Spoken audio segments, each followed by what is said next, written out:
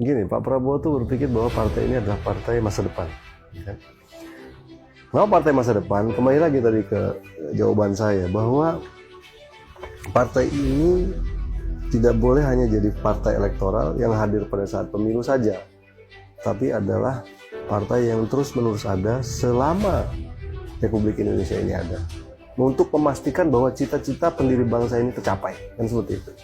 Nah, untuk itulah kita lakukan kaderisasi. Kaderisasi kita itu ya menurunkan nilai-nilai idealisme dan cita-cita pejuang-pejuang Partai Gerindra ini ke generasi yang lebih muda, ya kan? Jadi saya kira untuk menjaga kesinambungan kehidupan Partai Gerindra ini sangat logis kalau misalnya Partai Gerindra ini harus berisi orang-orang muda. Kenapa? Karena masa depan itu kan milik orang muda, ya kan? Generasi yang sekarang lebih senior di partai, satu saat akan berhenti berkiprah. Kemudian mereka akan memberikan tanggung jawab ini kepada generasi di bawahnya. Seperti itu. Kalau kita lihat, perhatikan beberapa negara besar di dunia ya, mereka sudah memikirkan dan menyiapkan kepemimpinan mereka itu untuk 25-30 tahun yang akan datang. Dan inilah yang mungkin, dan saya kira bukan mungkin ya, inilah yang menjadi keinginan dari para pendiri partai ini, dari Pak Prabowo, bahwa suatu saat ya Partai Gerindra ini juga seperti itu.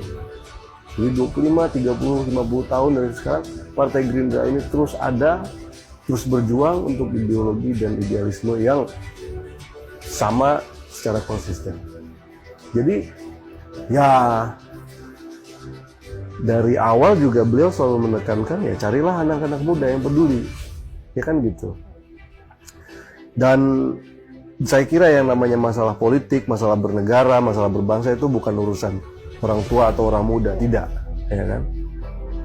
Kalau ada dikatakan sekarang anak-anak apa istilahnya milenial, ya kan, yang mungkin punya pemikiran dan cara ini yang berbeda, saya kira ya mereka sebagai manusia mempunyai permasalahan yang sama juga. Apakah milenial suatu saat tidak butuh pekerjaan? Apakah milenial suatu saat tidak akan membangun dan membina rumah tangga? Apakah milenial tidak akan berhadapan dengan masalah kalau seandainya mereka sakit, mereka harus berobat ke rumah sakit?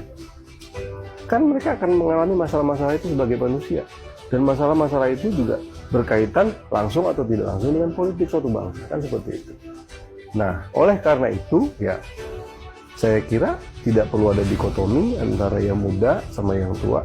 Sepanjang mereka peduli sama kelangsungan hidup bangsa ini, ya silakan berpolitik. Dan saya mengundang anak-anak muda, generasi-generasi masa depan yang akan mendapatkan tongkat estafet kepemimpinan bangsa ini untuk bergabung bersama-sama di Partai Gerindra. Ini partai kita, ini alat perjuangan kita. Kita besarkan bersama-sama untuk masa depan bangsa, untuk masa depan masyarakat yang lebih baik.